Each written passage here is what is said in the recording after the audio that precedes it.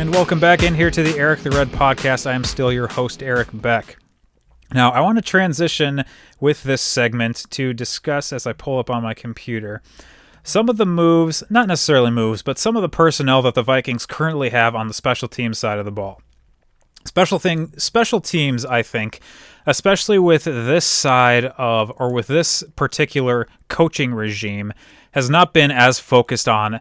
I think we can say that with certainty. The special teams have not been as focused on under this coaching regime as maybe it should have been, especially not as with the same sort of attention that has been paid to other aspects of the football team, specifically the defense, if we want to chirp at Mike Zimmer. So with that in mind, there have been some questionable special teams personnel decisions in particular, and then sort of special teams scheme-type stuff in general. Scheme-type stuff I don't know as much about. The one thing I do know for sure, as the dog is running around above my head, is that I like special teams. I have concern about special teams, and I have been trying to think over the past couple of days, when is it that the Vikings fan base, sort of in the majority, was last most comfortable with the special teams unit? And as I'm sitting here talking about this, I think there are two different answers to that. Because if we're thinking just about a single year, if we want to think about the last single year that Vikings fans were most comfortable with the special teams unit, I think that's Blair Walsh's rookie year, which I would have to look up. I'm going to go ahead and do that. If memory serves, that's something like 2012, but we'll take a look here. As I search Blair Walsh and then hit the spacebar, and the first thing that comes up in the Google search is Blair Walsh missed field goal. If that doesn't say everything about where the Vikings have been in their special teams journey over the last entirety of the existence of the team, I don't know what does. But yes, as we're looking here, his first Viking season, it does look like, was 2012, and that's when he set rookie records across the board over a whole bunch of different things. One of those in particular was like 10 consecutive 50-plus yard field goals. So I would say that season, with Blair Walsh being as good as he was, with the team sort of in general being as good as it was, and with punting play that we weren't having to necessarily question as much, I think overall, and then you have someone like Marcus Sherrills, who is returning kicks for you, or is returning punts for you, and Cordell Patterson, who is returning kicks for you. That is probably the last season that, on a whole, Vikings fans were more or less fine or happy with where the special teams unit was. For the last unit that was together for a longer period of time where the Vikings, or where Vikings fans were comfortable, I would say you're looking at the Chris Kluwe, Ryan Longwell, and I believe Kellen Loeffler as the long snapper. That unit that was together for a number of years. That's the last time when you didn't have to worry about what the special teams was going to do. And that's not to say that we didn't know that they wouldn't convert every kick or there wouldn't be issues with that. We just knew that in terms of consistency, you had a better chance of feeling like you were going to get a consistent performance game to game and year to year with that unit in general on special teams. So with that in mind, we're talking about now pushing a 10-year gap since the last time we felt comfortable with our special teams. And I'm not very happy with where we are right now in terms of going into this coming season. So right now I have Over the Cap pulled up, the website that looks at caps around the NFL, looks at where cap space is. In a different world, we also would have addressed the cap space. The Vikings, I'll just mention it, have a larger cap space available now because with June 1st coming through and with a post June 1st release designation for Kyle Rudolph, the Vikings now have more cap space than they did at the start of this week. But with that said, I just was looking through here. I was looking because of that, but then came across who the Vikings currently have signed at punter and at kicker for this team. Now, what we knew going into this was that, or going into the draft, sort of coming out of the first wave of the free agency period, we knew that the Vikings had cut Dan Bailey, that the Vikings had signed Greg Joseph, who was on the Tampa Bay Buccaneers practice squad last season, and apparently was the best practice squad kicker in the NFL last season. Doesn't that just inspire confidence into you? No, not to me. But, so Greg Joseph, we knew. Dan Bailey was out. And then we also had a restructure come in for Britton Colquitt, who is the oldest player on the Vikings, the longest tenured NFL player on the Vikings, not the longest tenured Viking. That would be Anthony Barr. But with all of those things, I believe that's correct. Now that I say that, I'm pretty sure it's Anthony Barr. Having gone through the drafts from the past 10 years, I'm pretty sure it's Anthony Barr. That is not the point I intended to make. The point I intended to make is that on the kicking side, we just had Greg Joseph coming in. And then in the draft, we know that we did not draft anyone. So in the post-draft, undrafted free agents, UDFAs, I'm better with the acronym or the initialization, whatever it's called, than I am with the actual term. With the UDFAs, the Vikings did bring a kicker into rookie camp who is now appears to be signed to the 90-man roster, and who I guess will be competing for the chance to be the kicker coming out of training camp in August and then into September. So, along with Greg Joseph, the Vikings signed Riley Patterson, who spent his collegiate career with the University of Memphis.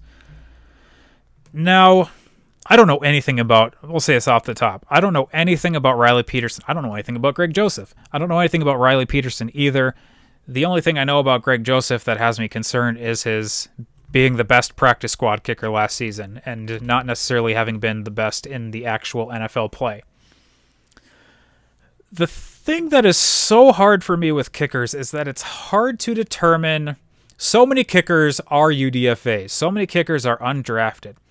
And kickers that are drafted aren't necessarily the best or don't necessarily turn out the best. Blair Walsh could be an example of that. So it's hard to know without knowing a ton about kicking play, and even then, as we continue to hedge talking about this, we don't know what Riley Patterson is going to do. What we do know is that Riley Patterson was given a decent enough size contract for a UDFA to know that the Vikings were interested in bringing him in and not having anyone else sign him. And we know that Riley Patterson, was interested in coming to the Minnesota Vikings. He has said that he was interested in ending up with the Vikings.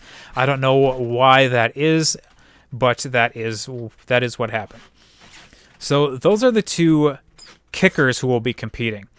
The other interesting thing that I didn't know until I was looking at this over-the-cap deal with all the players who are currently on the 90-man roster is that along with Britton Colquitt at punter, the Vikings have a punter who is signed also as a UDFA by the name of Zach Von Rosenberg, who played for Louisiana State University.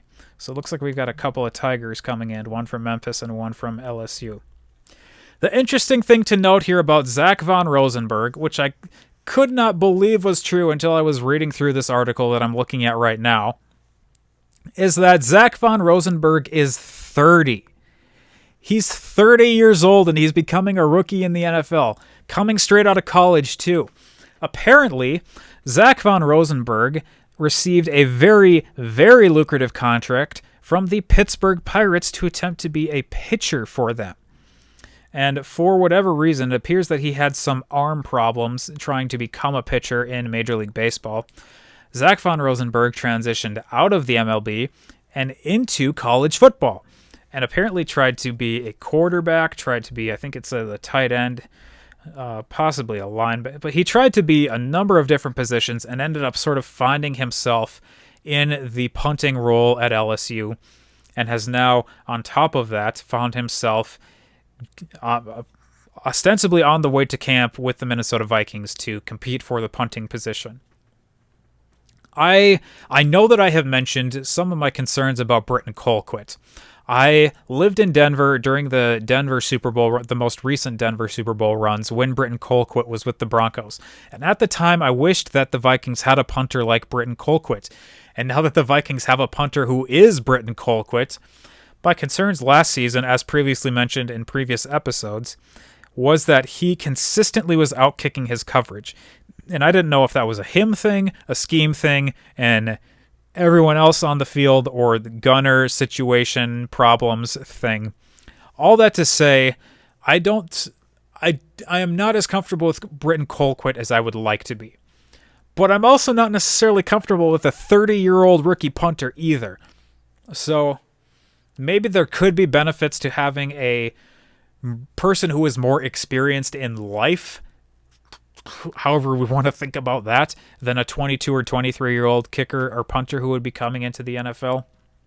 So I guess that's a possibility. We also know with the fairly lucrative contract that he signed with the Pirates and the money that he still has from that, he's not hurting for that. So I guess he is here because he wants to be here. Not that punters make a lot of money in the NFL, but with all those things to say, this is a thing that I'm going to be continuing to monitor for my own personal whatever, and then we'll be discussing here as time goes on about the Vikings special team situation, especially with the kicker and the punter in particular. We also, I don't think, know for sure who our long snapper is going to be after cutting Austin Cutting, no pun intended, during last season and bringing in a different long snapper, which apparently was part of Dan Bailey's demise last season. So I don't think we know for sure who our long snapper is going to be either. And then on top of all of that, we also don't know who our returners are going to be this season. So we're going to have to wait for training camp, for preseason games to find out who it is that is going to be slotting into all of the different special teams positions that we have coming up. So that was probably a decently fairly short discussion about the special teams. The last thing I'll talk about, this is a person who, if he makes the team, is going to be a special teamer, I'm sure. And let me bring this up to make sure I'm referring to the correct person, because this person is the brother of another NFL player. So where did you go? Let's just do a Control F and find who we're looking for. There he is. The Vikings, as one of their undrafted free agents that they brought into rookie camp, and apparently who has now made the 90-man roster, is a guy by the name of Shane Zylstra. Those of you who are Vikings fans may be familiar with that name. Those of you who are Minnesotan Vikings fans, even more in particular, may be familiar with that name, because Shane is the younger brother of former Vikings special teamer and wide receiver Brandon Zylstra, who spent 2 seasons with the Vikings after a couple years in Canada and after coming out of Concordia Moorhead, that Division III powerhouse. Not quite, but... And then Brandon Zylstra, I believe last season, played with the Carolina Panthers. Shane Zylstra, more notably, both of these guys are from the New London Spicer area and went to high school there. Shane Zylstra went to Minnesota State Mankato and apparently gave Adam Thielen a run for his money in terms of the records that Adam Thielen set at MSU Mankato. Now, according to Over the Cap, Shane Zylstra is currently signed as a tight end. So I guess we maybe shouldn't be expecting Shane Zylstra to be coming in and becoming the next Adam Thielen at wide receiver, but could potentially become the next Adam Thielen at tight end, or could contribute on the special team side. But it is always interesting, and I think it is always a treat for those of us from Minnesota who are Minnesota Vikings fans when we can actually get a guy from Minnesota to play on the team, no matter what position he plays. As much as we like to have Adam Thielen now, to have someone of that caliber, or to have someone like Matt Burke in the past, someone who is more of a superstar level player, it is always nice to see actual Minnesotans getting a chance to play for the hometown team. So with all of those things said, I'm going to go ahead and end both the video and the podcast here. Thank you for watching, those of you on YouTube. Thank you for listening to those of you who are listening on your podcast players.